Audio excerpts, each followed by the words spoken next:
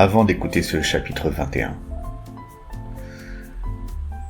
du polar Les Pendus du Fromager, n'oubliez pas de liker, de vous abonner et de partager. Allons au restaurant, à Saint-François, Guadeloupe. Un restaurant qui est situé juste après un tournant en direction de la Pointe des Châteaux, pratiquement en bout de piste de l'aérodrome de Saint-François. Faut avouer, les cuisiniers ne sont pas mauvais. Les plats bien garnis, gourmands. Peut-être un peu cher, mais c'est le jeu dans les villes touristiques. Les apéritifs servis avec le sourire, les plats pour se remplir la panse pour la semaine et les desserts, toujours faits maison.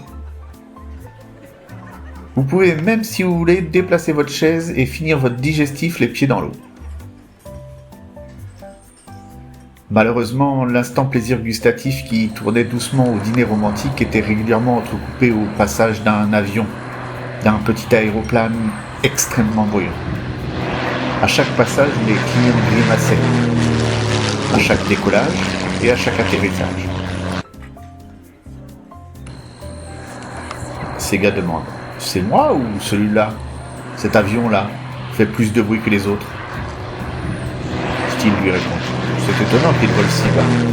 Il doit emmerder pas mal de monde celui-là. » Elle a dû lui répondre quand son téléphone vibra. Un court texte et une photographie d'une photographie. Elle écarquilla les yeux. Elle poussa rapidement les assiettes, installa un bureau de fortune sur la table, là, dans le sable, et ouvrit la photo en grand. Elle montre son téléphone à Steele. « Regardez, voilà notre solution qui pointe le bout de son nez. Si je compte bien, ils sont 7. Comme des copains d'armée. Mais regardez leur visage, ils semblent préoccupés. La photo n'a pas été prise avec une très grande joie. Il m'est avis que cette photo sert à sceller une histoire qu'ils ont vécue là tous ensemble. » Steele s'approche et scrute chaque visage. Il allume à son tour son ordinateur. « Transférez-moi la photo, je m'en sers pour trouver des spots de surf du monde entier. » Vous voyez l'arrière-plan là, on va tout de suite savoir où la photo a été prise. C'est jamais à 100% sûr, mais tenez, regardez, voici où la photo a été prise. Un lycée, à Villepinte, en Seine-Saint-Denis. Ma chère Sega, notre solution est là-bas. Quelqu'un se venge ici. Il nous faut trouver rapidement qui. Au plus vite. Steele prit le téléphone et composa un numéro. Ouais, c'est Steele.